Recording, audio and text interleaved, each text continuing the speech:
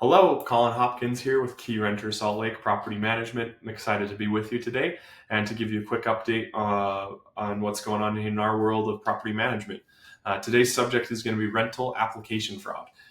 We've seen locally and nationally a rise in rental application fraud, and so I wanted to give you guys a heads up of this. If you're managing your own property or if you have another property manager, make sure that you're doing thorough screening. It is so crucial to vet everything that someone sends to you and make sure you're doing your due diligence. Today, we're going to talk about a couple things that we've seen recently and that you should know about. First one is pay stubs.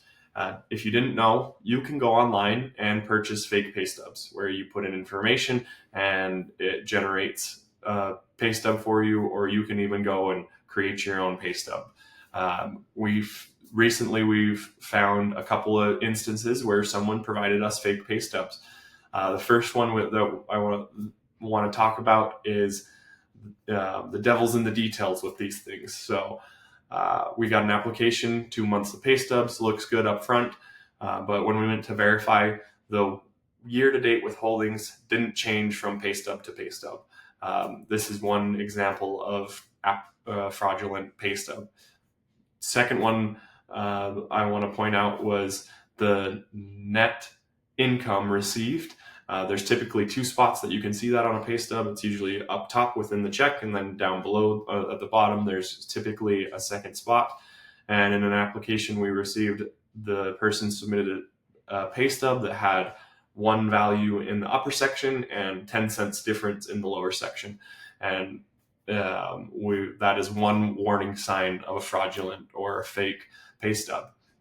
Second thing I want to talk to you about and warn you of is something called a CPN number. It's a credit privacy number, and it's used instead of a social security number.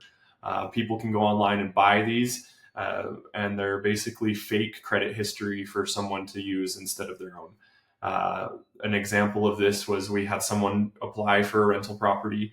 They put in this CPN number and only one credit item showed up on their record, and it was from 1 year after they were born. Not a normal situation for someone to have a credit line open for their entire life. So we were able to verify that this was indeed fake and ended up not moving forward with them. The last thing I want to talk about is identification. Make sure you're looking thoroughly at that and asking questions. We had someone apply for a rental property and they submitted their passport information rather than a driver's license. Now, totally valid to use a passport and could be real, but we, upon further investigation, using the passport name, searching them up online, couldn't find their employment records, couldn't find them online. They weren't able to provide us any different identification. And so we ended up not moving forward with this application because nothing matched up. People typically don't share their passport information up front. It's usually a driver's license or some other type of ID. The second thing to look out for IDs is bleeding within the lettering.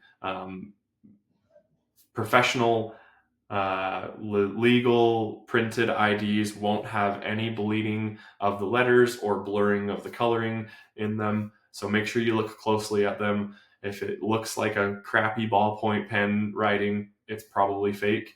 If it looks clean, crisp, no bleeding in between it, it's probably good to go. Once again, those are a couple of the things you should look out for. Make sure that you're having thorough screening process. Key Renter Salt Lake, we have a thorough 14-point screening process. We do manually call landlord references. We do look at pay stubs. We do Google searches. We do Facebook searches. We've been able to catch so many things on top of fake stuff as well as hidden stuff where people post pictures of them with their dogs all the time, but then they don't have a dog listed on their application. We can reach out and catch those types of things. Make sure you're following up. Make sure you're doing your due diligence. If you have any questions or you need any help screening, feel free to reach out to us here at Key Renter Salt Lake.